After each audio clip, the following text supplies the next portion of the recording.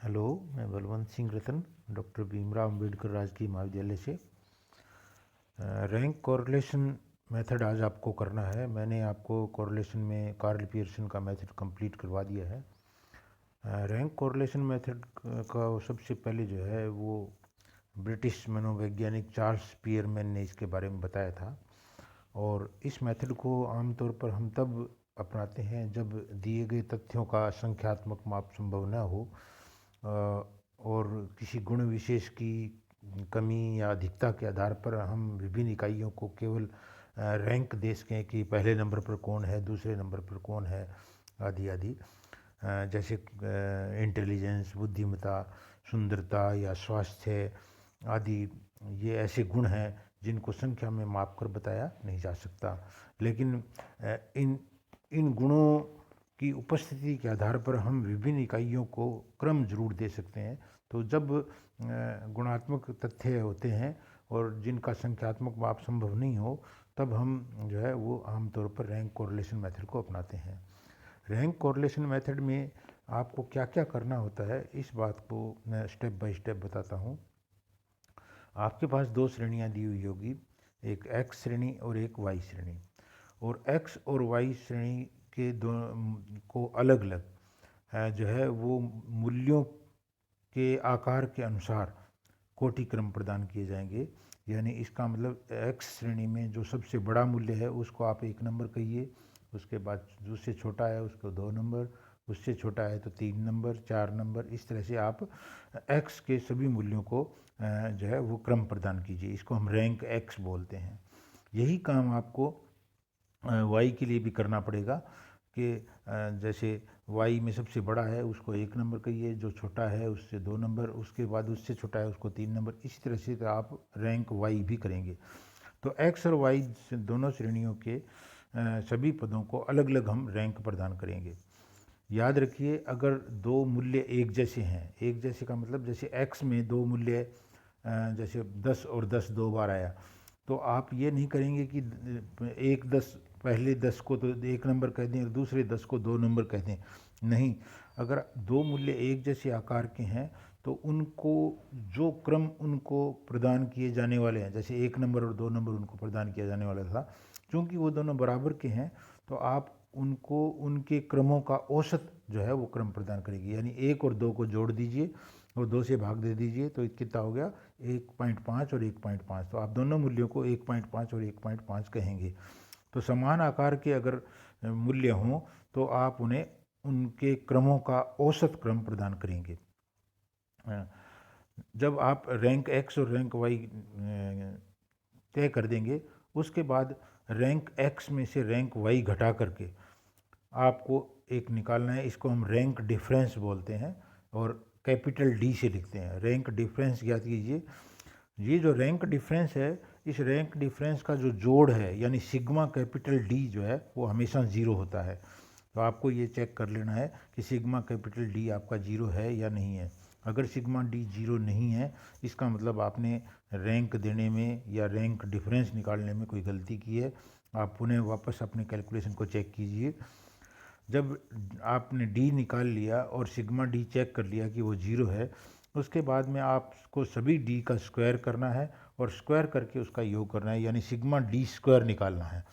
जब आपके पास sigma D square आ जाए तो रैंक कोरिलेशन का जो फार्मूला है वो लगाना है।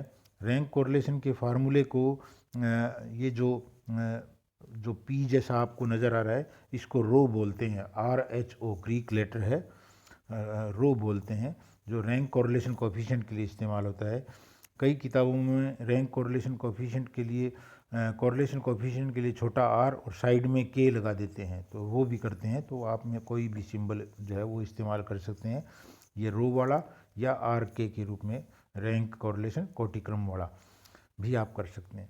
और ये फार्मूला है 1 माइनस के बाद में आपको आगे एक लाइन खींचनी है, कुछ ऊपर लिखना है कुछ नीचे लिखना है। ऊपर लिखना है 6 सिग्मा डी स्क्वायर और बटा में लिखना है n into N square minus 1। n का मतलब है कि हमें x में कुल कितने मूल्य दिए हुए हैं या y में कुल कितने मूल्य दिए हुए हैं। तो x में जितने मूल्य होंगे उतने ही y में होंगे। तो जैसे x में 10 है और तो y में भी 10 है, तो यहाँ n हमारा 10 होगा। तो जो है n एक्चुअली पद युग्मों की संख्या है, आप इसको इस तरह से समझ लीजिए। तो 1 माइनस ऊपर 6 सिग्मा डी स्क्वायर और बटा में n into N square minus 1, ये जो है हमारा कोटि अंतर्रीति का फार्मूला है। इसमें मान पुटअप कर दीजिए तो आपको कोरिलेशन कोएफिशिएंट जो है वो प्राप्त हो जाएगा। जैसे यहाँ एक एग्जांपल भी जो है वो दिया हुआ है। एक और बात जो इसमें मुझे बतानी है आपको, वो ये है कि मैंने अभी आपको कहा था कि अगर x के मूल्यों में 2 या 2 से ज़्यादा मूल्य बराबर आएँ तो आप उन्हें उनको दिए जाने वाले क्रमों का औसत क्रम प्रदान करेंगे। जैसे माना x में 3 मूल्य बिल्कुल एक जैसे आए और उनका क्रम 3, 4, 5 बनता था, ठीक है।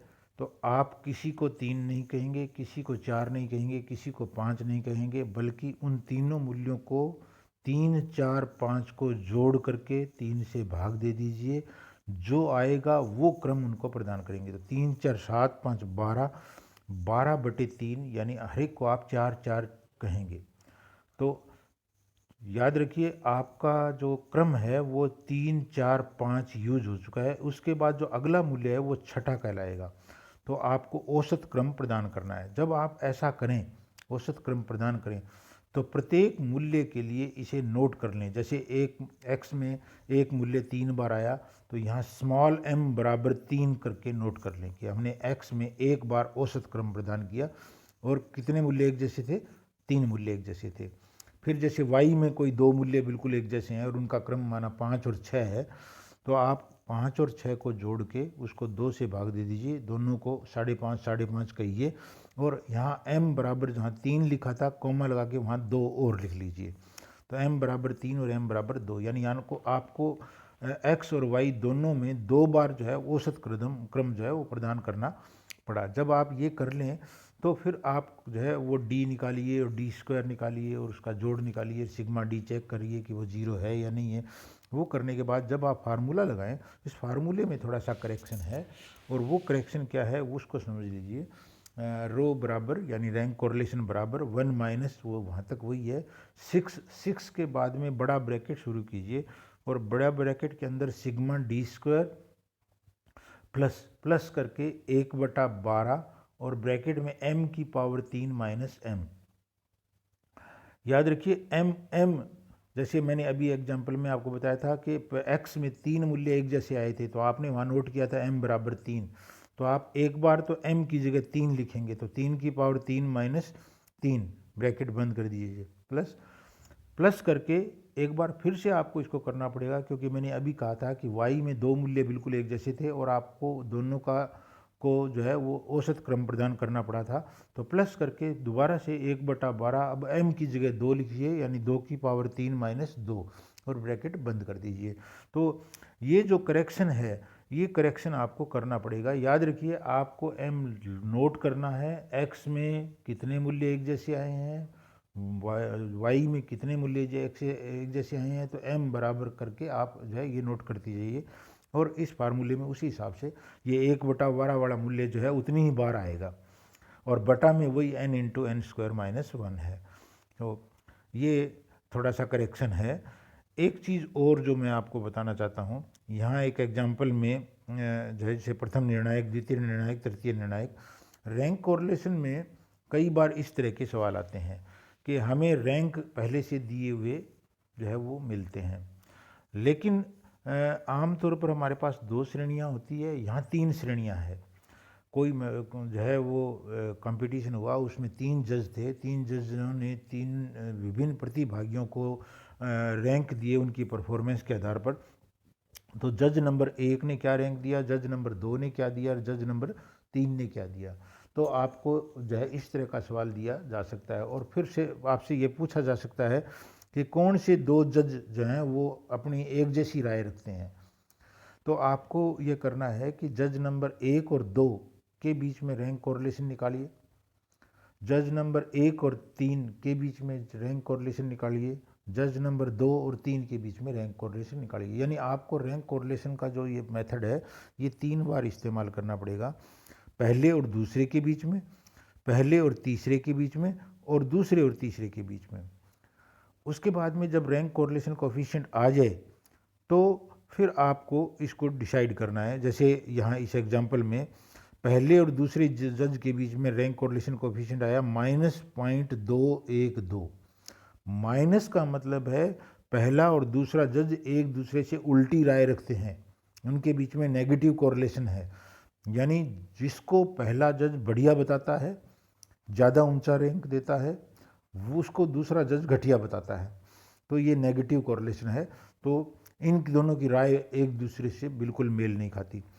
फिर दूसरे और तीसरे जज के बीच में कोरिलेशन कोफिशिएंट आया -0.297। इसका मतलब है जज नंबर 2 और जज नंबर 3 भी आपस में एक जैसी राय नहीं रखते, क्योंकि उनके बीच में कोरिलेशन कोफिशिएंट माइनस में है। जज नंबर 1 और 3 इनके बीच में कोरिलेशन कोफिशिएंट प्लस में आया है और प्लस में 0.636 आया। इसका मतलब जज नंबर 1 और जज नंबर 3 एक जैसी राय रखते हैं, क्योंकि उनके बीच में कोरिलेशन कोफिशिएंट धनात्मक है, और धनात्मक में भी वो जो है वो आधे से ज़्यादा है, 0.636 है। तो ये जो है जो एग्जाम्पल में यहाँ सवाल दिया हुआ है, यही सवाल जो है वो एग्ज़ाम में कई बार आया हुआ है। आप एक बार इसको अपने हाथ से कर लीजिए ताकि आपको जो है वो ये क्लियर हो जाए। आज इतना ही। थैंक यू, धन्यवाद।